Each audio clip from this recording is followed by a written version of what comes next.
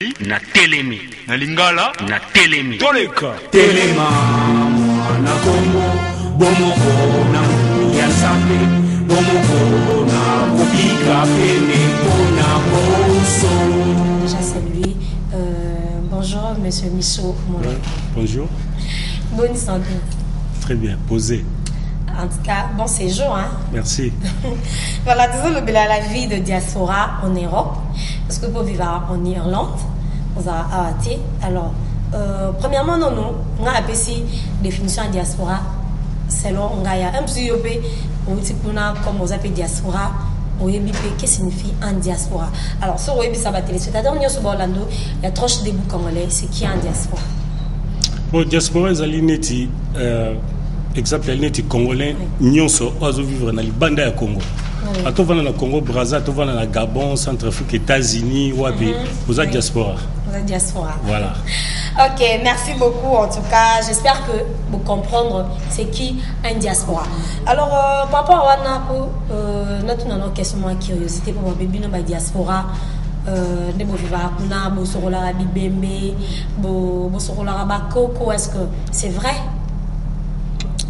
Yo tu une question bon avant de répondre on a posé la question.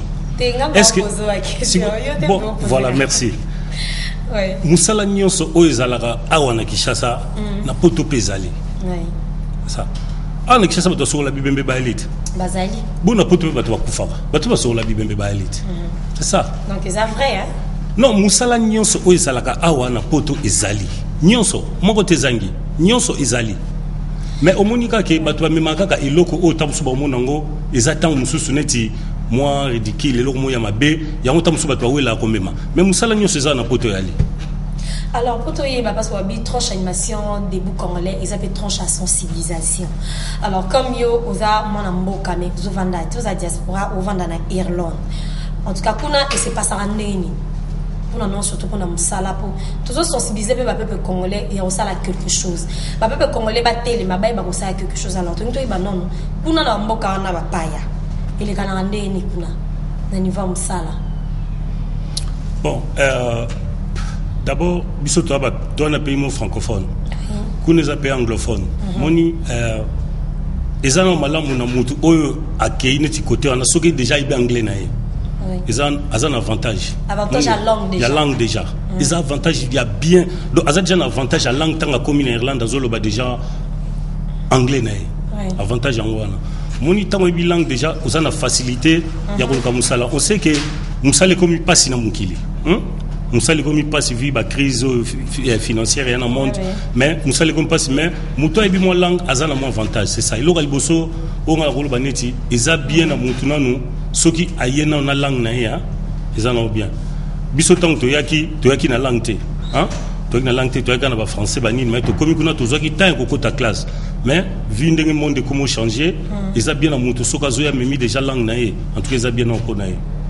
Alors en tout cas tu es banan métier ni monsieur Michaud Moulay à Salam na Irlande au Salam Salani papa congolais ba yeba que non de diaspora surtout aux années na Irlande à Salam Salam boye. J'espère que c'est pas gênant. Non, non. T'es Gaza Postman. Gaza Postman. Moussala n'engage pas distribuer par courrier. Oui. Par courrier, voilà, on est Moussala n'engage. Donc, ils ont bandé dans salango, na voiture distribuer par courrier. Donc, na banda kwa batu. Comme dans salango, il y a ko distribuer par colis. Donc, net ba carton. Na van na musala na banda kabatu ina saka su musala su ya collection soki tam so sisi musala collection donc ke ko zwa siko biloko bozu biloko boye nango na office na car so musala boke bozu boye na office et après car mususeye et zu siko yango et kenango susu na centre sikoyo et centre susu abandi su ko zong sango lisusu na ba place donc na ba commune hein on zong sosko na ba poste est-ce que ya commune et pour ni kabulango siko. Alors monsieur Michaud parce que le loba bi ba peuple congolais pe bango ba monara que pour réussir na vie il faut abimamboka faut que namboka ba paya parce que babi kuna ma facilité ya visa parce que yo c'est ba peuple congolais nene que kuna pe namboka ba paya musala pesa pasi kuluka musala pesa pasi kulia pesa pasi parce que bon on a que non pour réussir la vie on dirait Europe poto ya wande fin du monde le fond bima non comme ça là qu'on a non réussir tant que nazara a non réussir mais biso de le peuple congolais que même à ta on a République démocratique du Congo au qui peut réussir mais pour na bateau bazo raisonner bon d'abord le bosonga rolo bananu ke na obenda no bato matoyi o azolo ba izanga nga na zolo ba selonga na zolo ba teke selon mutu mais na ba selonga yi na utalo bango ke musala nyoso iza awa na poto izali mais omoni mutu na mutu azana makanisi na ye mutu mususa mona ke nga pona na sala il faut kana ke poto mais awoko m'appelle na poto boy peta musomona nzambe place atila ki poto te yale en Afrique mais mutu mususa mona ke azoba ke nga il faut kana kende poto et awoko na poto boy izali place nzambe atya pona ye donc eloko na photo bango donc mutu musa ko ke na poto akepe a réussir musu pa ke na poto a échouer. Mais pour abikuna pour réussir la vie, ils en ont la facilité, hein. Ah. Mais oui. Pour ceux qui les Arabes, bon, ce n'est pas le cas, mais ce zonga qui n'est pour nous, il y a combien d'années que nous avons 14 ans. Voilà, 14 ans, c'est que c'est bon déjà, et on a au Kangamino, au bon, au zonga qui, donc on a besoin de découvrir.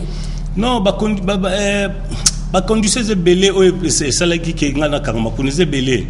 D'abord, les cambal bososo qui na poto il faut non et le comme mukanda faut le ont mukanda pour nous vendre nous bien mukanda peut se comme na poto pesa mbala mon côté boya en fait bon to que ça ni babilongi na ba chance muso sa goza komi le lolo bazu mukanda muso goza la komi pe après na nazu mukanda to que ça muso kutana kishasa même mukanda la ndiye na kishasa ake poto ndengwana to za bongo mais ngata on a kena komi na bandi pe bitumba ya mukanda ti enfin na mboko simbite na kemboko simbite na kemboko yo ti ozu mukanda si autant aux ovena mboko longo mboko simbito longo mboko kebo bambule zo kende mbule telemite et tant o ya ovanda sko après ko zo mukanda tabo o comme déjà na 5 ans ozu mukanda tam après 5 ans et tant ozu mukanda après 5 ans ba condition sous il faut au sala tabo 8 tant o beta 12 14 et kokipé voilà 12 on aime sozolia non bien nous en avons bien zola lola mka bien mais ah ouais ils ont raisonné non déjà na tongo lipa non on nini mayo melo pona mela funa cha quelque chose na libumu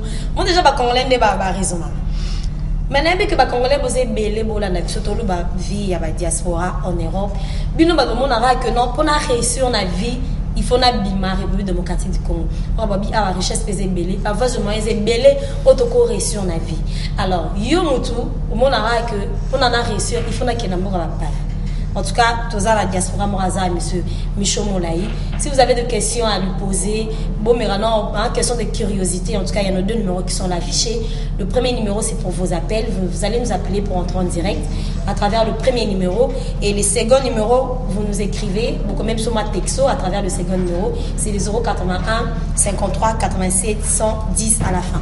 Alors, monsieur Michaud, dans son nazo, comprendre bien que vous avez découragé, oignon surtout, l'esprit. Bon, c'est ça. Et l'autre, les Camerounais, là, ngai nazo découragé baninga babimate.